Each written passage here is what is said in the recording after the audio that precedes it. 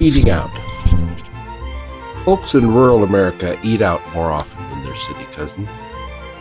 By eat out, I mean eating outside in the shade of a tree, or under the sun, or beneath a silvery moon. Sometimes we call it a picnic.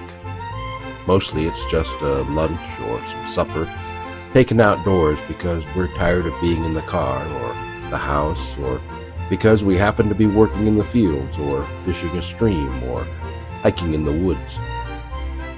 We eat out more often because we're outdoors more often. And one of the best things about rural America is it's a good place to be out of doors. Picnicking used to be a popular recreation all over America.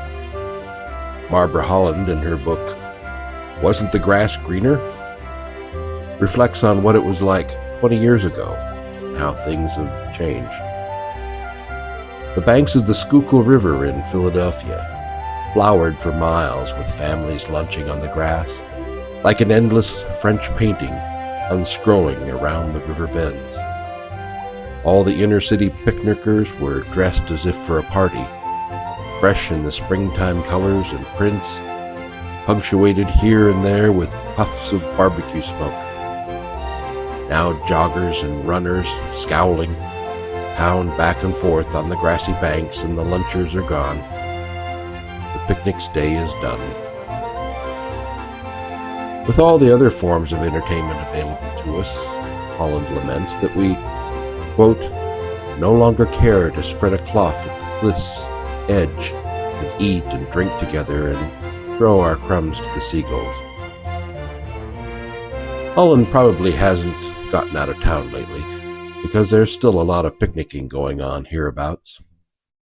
Maybe we're not dressed in our Sunday best, but we can still have family picnics in the park and pack a lunch with us when we're going to cut firewood or take a horseback ride.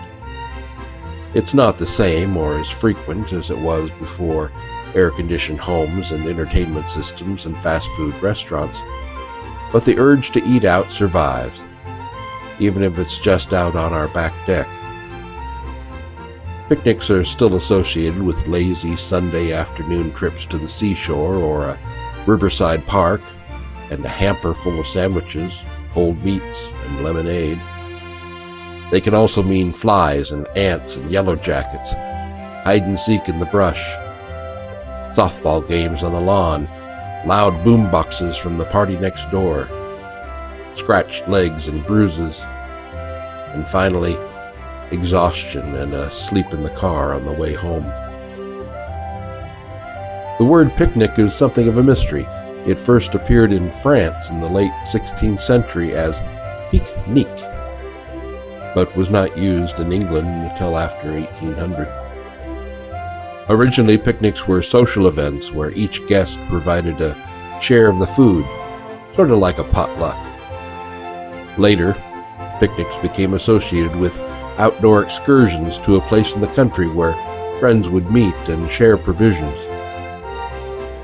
Today's picnics are more often a family celebration in the backyard than a lunch in the meadow, but we also picnic at outdoor concerts and reunion gatherings and off the tailgate of a pickup truck before football games.